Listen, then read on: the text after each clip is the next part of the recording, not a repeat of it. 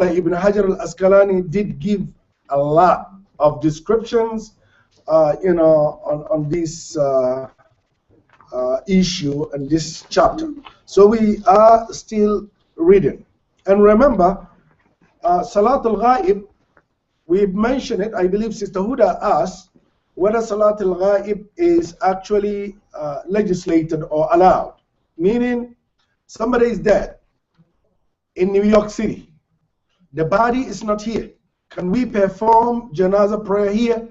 Or somebody is dead in Pakistan, Egypt, Sudan, or any part of the world, and we are related. Can we ask our community to pray Salatul Ghaib? It is permissible. However, some scholars discourage it. The Salatul Ghaib during the time of the Prophet, meaning praying the prayer of Al-Ghaib who is not present. It was done, as we read about, during close to the last days of the Prophet ﷺ regarding An-Najashi, the king of Ethiopia, Negus, who died. That was the only Salatul Ghaib performed. So scholars have disagreement whether we could do that today if the body is not here. Some will do it, others will not. Because if you open that door at ICCD, that anybody who is dead back home, we would pray here, Salat al-Ghaib, we're going to be in trouble. We're going to be having it every day. So, the rule here is, well, if you would pray home, you invite some of your friends to do it at home, is better. But the masjid will not endorse that. And what is the point of praying? Is it a prayer for the dead, or is it not? The prayer is done because it's just like other prayers, asking more forgiveness.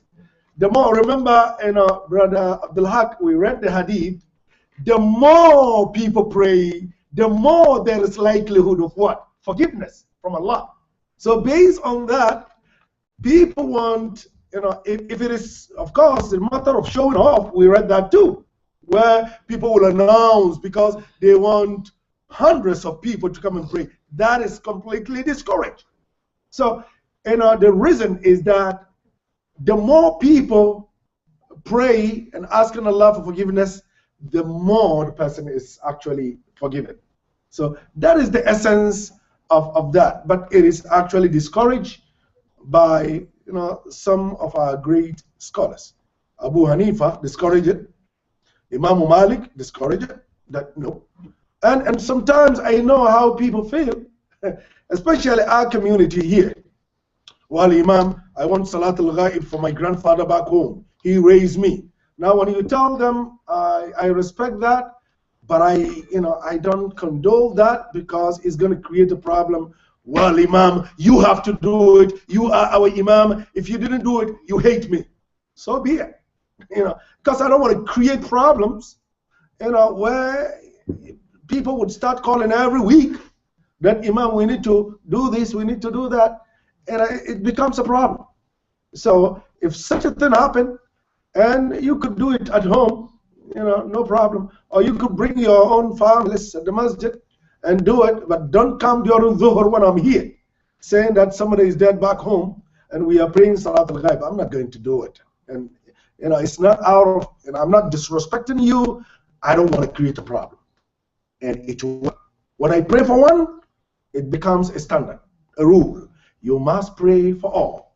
So let's understand that point clearly. Today our hadith is going to be 453. Let's start with 452. Hadith number 452. I don't know which one. Aisha radiyallahu ta'ala anha قالت والله لقد صلى رسول الله صلى الله على ابني بيضاء في المسجد. That the Prophet sallallahu alaihi wasallam, we read it already. But I just 583. 583.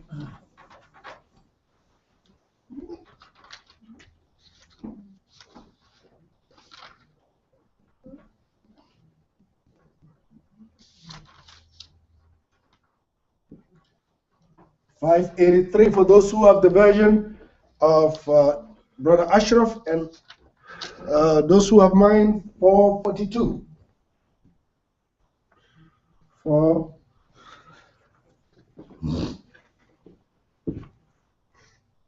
Was that 442? 583. No, mine. I'm talking about mine. 452.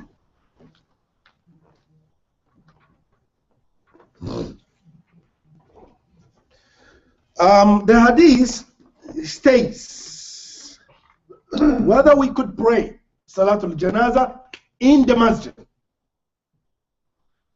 Is this acceptable to pray Janazah in the masjid? Of course, yes. Imam Abu Hanifa has problem with that. Imam Abu Hanifa would prefer outside, not inside the masjid. But the hadith of Aisha said, what is wrong with people? Wallahi laqad salla Rasulullah sallallahu alaihi wasallam ala ibni bayda fil masjid. This is in Muslim. Because people were arguing. No, we can't do it in the masjid. No, we have to do it. And Aisha came out and said, what is wrong with you?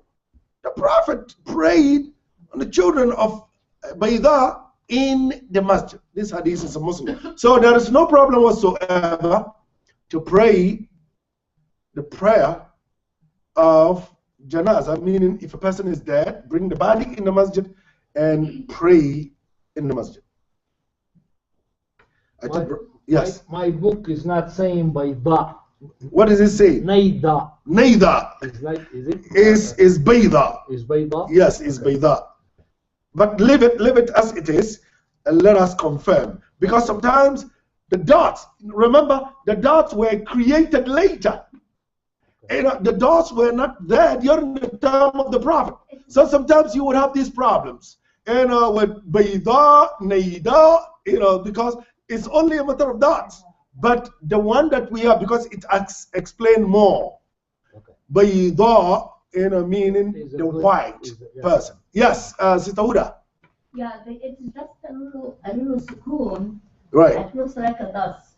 But it's just tiny sukoon. But yeah. English translation also says Naida. Naida. Yeah. English translation. Yeah. Well, mine here says, narrated Aisha, Allah's messenger prayed on the dead bodies of the two sons of Bayda. Now, listen to what it says. Number two, Bayda. Some people deem, Bayda, listen. Bayda is the nickname. Let's pay attention here. Unnecessary question. Listen, no, it's not. It's not unnecessary. Bayda, it explained in my version, it says, Bayda is the nickname of the mother called Dat bint al-Juhdam. Okay? It explained here is the nickname of the mother called Dat bint al-Juhdam. So, here there is a little bit more evidence that it is what? Bayda. Because it is the nickname of actually this lady. But whether it is Bayda or Naida, the most important thing is the lesson that the prayer was done in the masjid. 453. وعن عبد الرحمن بن أبي ليلى قال كان زيد بن أرقم يكبر على جنائزنا 4 وأنه كبر على جنازة 5 فسألته فقال كان رسول الله صلى الله عليه وسلم يكبرها رواه مسلم والأربع. Now, again, this hadith narrated by Abdul Rahman bin Abi Layla, he said, Zayd bin Arqam, one of the companions, led janazah prayer and always would what? Make 4 takbir. Allahu Akbar. And then recite, Allahu Akbar, read, Allah. But وَأَنَّهُ كَبَّرَ عَلَى جَنَازَةٍ, but there was a particular janazah which he actually did 5 takbirs. فَسَأَلْتُ, and I asked him, Abdul Rahman said, فَقَالَ, and he said, كَانَ رَسُولُ اللَّهِ صَلَّى اللَّهُ عَلَيْهِ وَسَلَّمْ يُكَبِّرُهَا. The Prophet used to do that. So here, As if it is saying that there may be times when one could do 4, there may be times when one could do 5. However, it's a point of disagreement. When you go to a janaza where the imam did 5, don't say the imam is wrong. Based on this hadith, it is permissible to do it 5. And we would see even more. 4, 5, 4. وعن علي رضي الله تعالى عنه أنه كبر على سهل بن هنيف 6 وقال إنه بدري رواه سعد بن منصور وأصله في البخاري. Ali led a prayer of janazah, and it was janazah of Sal bin Hunayf, one of the great companions. And he did the takbir how many? 6. And when he was questioned, he said he is Badari, meaning he is one of those who fought in the first battle, Badr. And because of that, I gave him 6. So scholars here are saying that we really need explanation on this issue. The general rule is that 4. But there are people who, because of their spirituality, as we see in the community, and because of what they have exemplified in the community, because of what they did, we give them more takbir. So you give them 5, or you give them 6, or you give them 7, and even 9. Scholars have mentioned. But it is better to stick to 4. If Sister Huda's father died, and because I'm giving with Sister Huda, because guess what? If Sister Huda's father is still alive, he probably will be around 90 something. And I know he's dead, right? May Allah have mercy on him. Suppose Sister Huda's father died, and I led janazah, and I did 5. And Sister Khadija's father died, and I did 4. Sister Khadija, how would you feel? No. And Sister Zarina's father died, and I did 9. Sister Huda, how would you feel? I would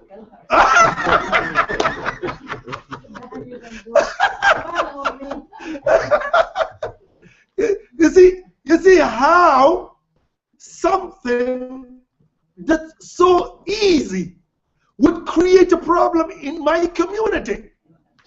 I did for Sister Huda's father 4, and I did for Sister Khadija's father 5.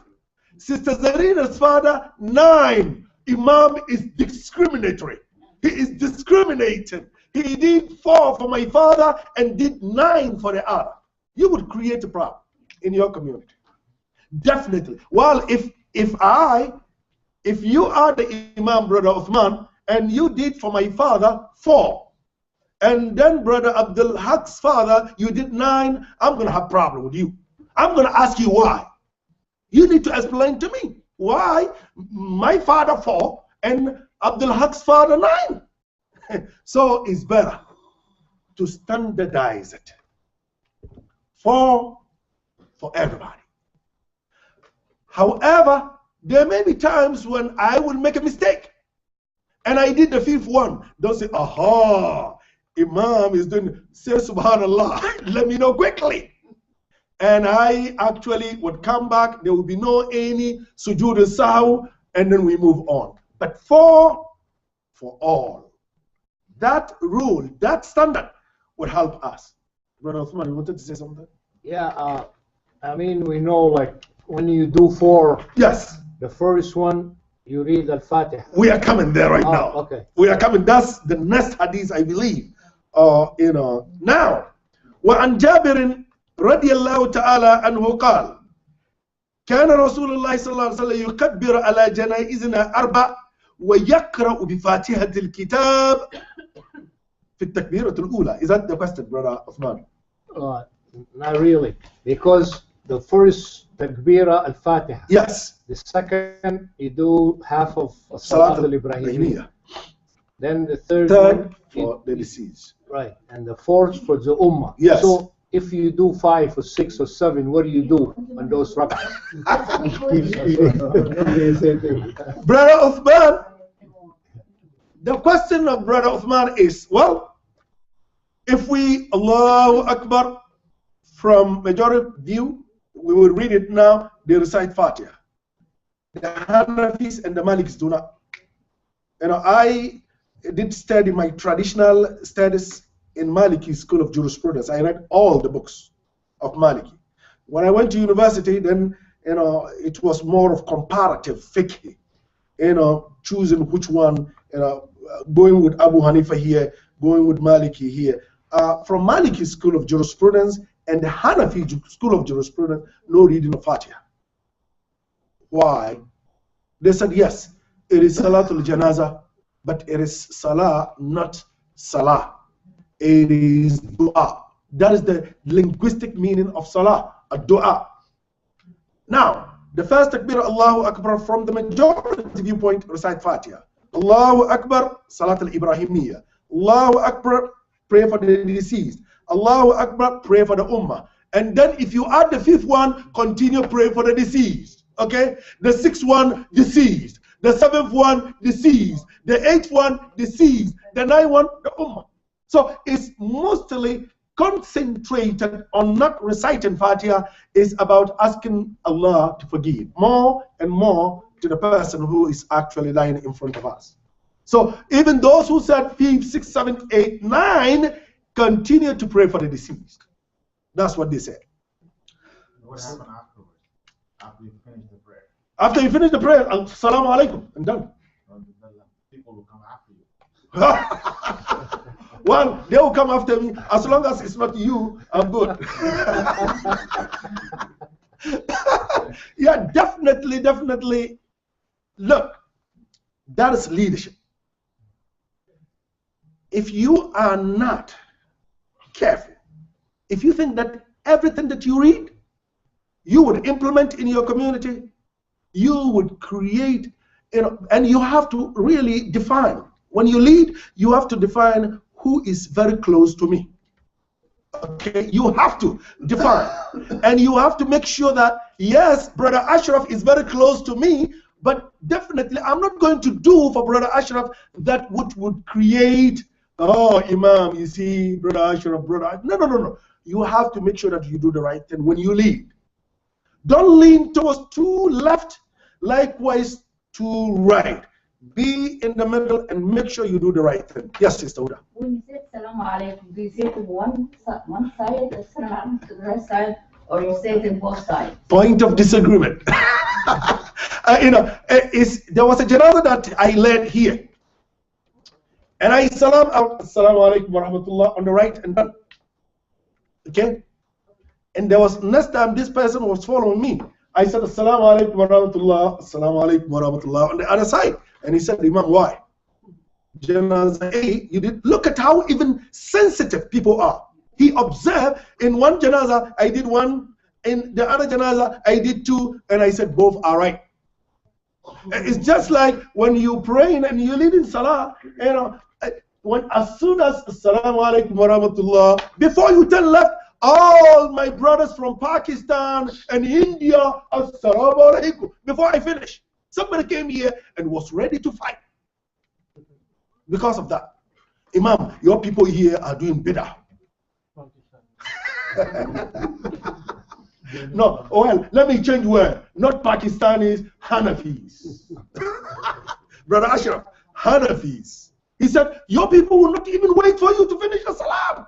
What is wrong with them? And I said, calm down. No, calm down what? He's ready to stand up and give khutbah.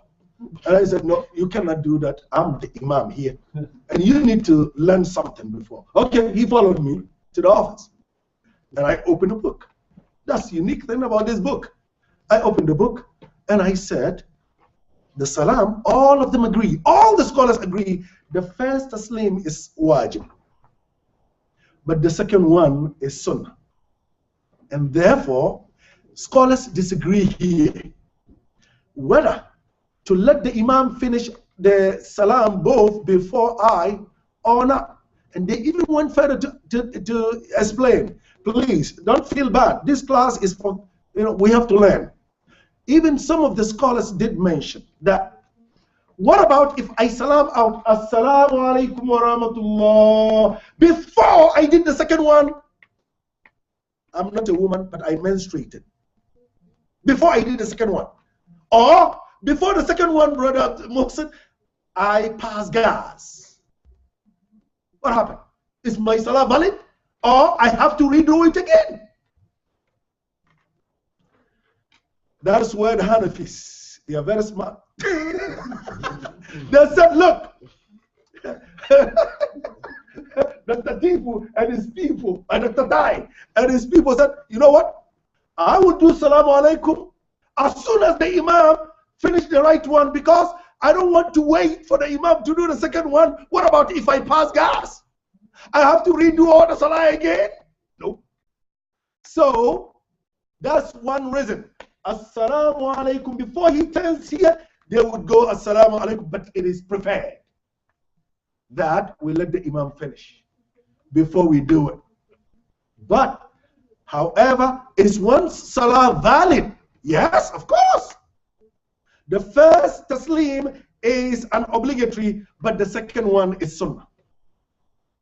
So let's understand that. So when I told him and he read, he said, wow, I would have exposed myself. I said, yeah, that's why I told you, don't give khutbah here. And if you see something, come to me.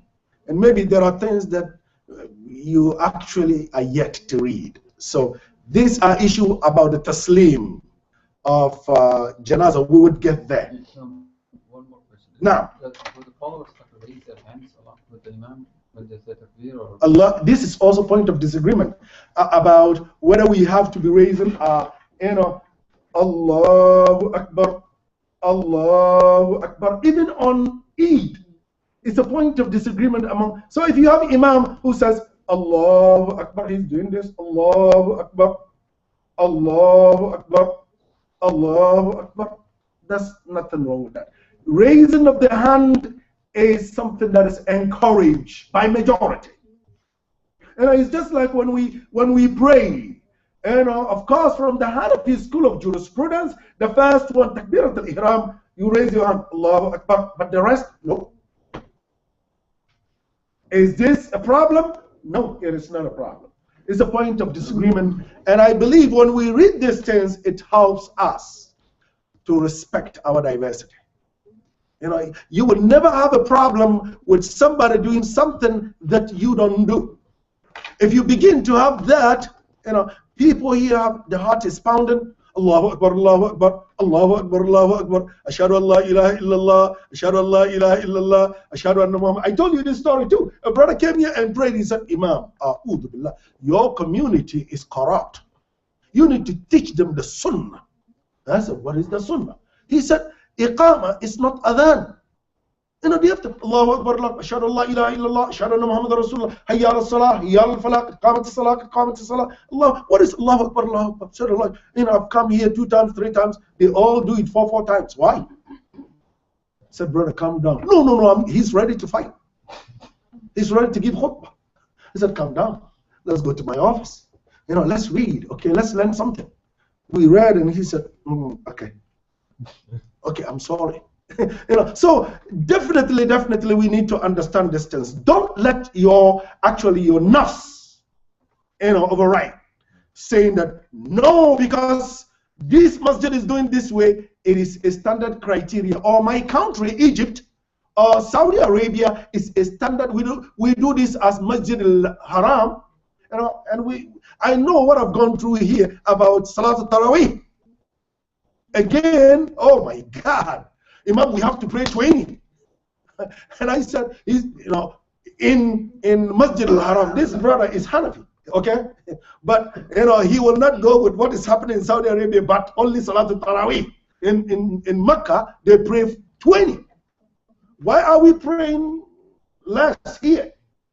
And therefore, we have to actually abide by the Sunnah. And I said, you know what? People who go to Umrah are going there specifically for what? Ibadah. But guess what? Here, especially now, we would be praying Taraweeh probably close to 11 p.m. Because Isha comes in around 10, 20, 25. And that is why we have to actually inculcate in Salat al-Isha the recitation so that we are able to finish by the end of Ramadan. So we start from Isha. So our Isha, for example, comes at 10:25 or 10:20.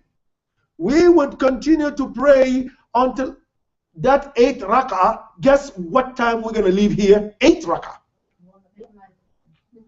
Therefore, suppose we go 20. Tell me.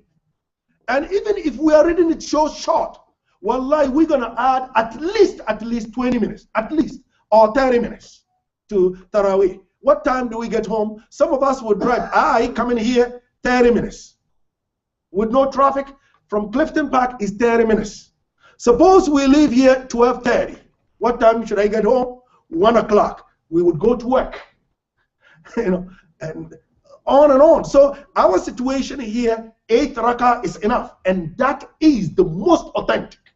With the Taraweeh, with the Witr 11, it is more authentic than the rest. So we respect those who said 20, but let's look at our situation here. You know, if we look at that, and not saying that back home we pray this, you know, it becomes easier for us. Islam is easy. And so just make it easy on yourselves.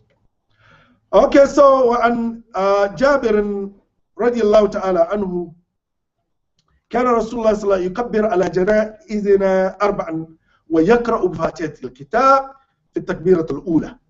That the Prophet would give takbir during our prayer. However, in the first one, he would recite Fatiha. But this hadith is weak. Okay? The hadith is weak. Now, but let's see the second hadith about Fatiha.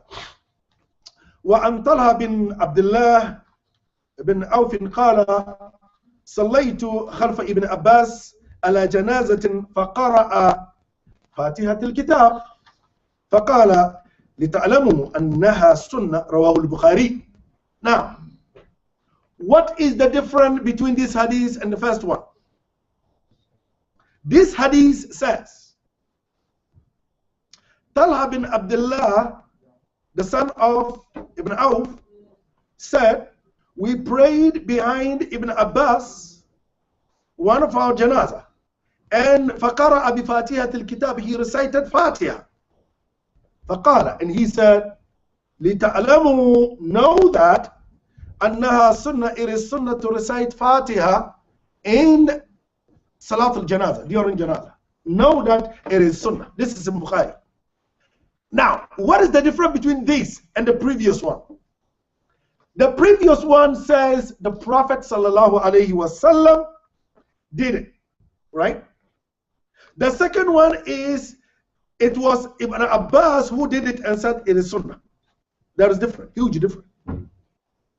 If you say the Prophet did it, you have implicated yourself. If it is not true, you are held accountable.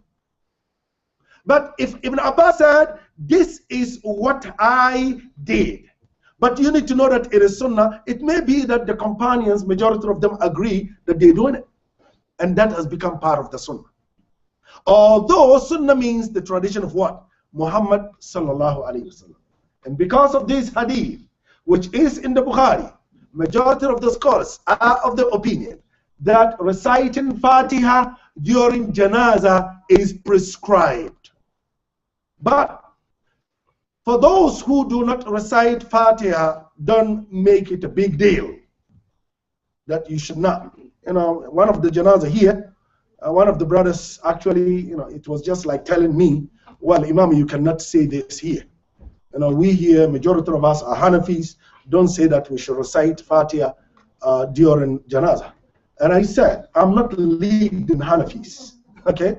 You know, had I been brought here to lead only Hanafis, then I would, you know, actually say, well, I will abide, but I'm not leading Hanafis, I'm leading the Ummah. And therefore, I choose what I believe is the right thing to do is what I do. And whatever I do is based on, I would show you clearly. But don't come to me, we don't do that in our country, and therefore don't do it. Nope. And therefore I recite Fatiha. And always during Janazah I will explain, this is majority. For those who do not recite Fatiha, congratulations. Don't make it a big deal.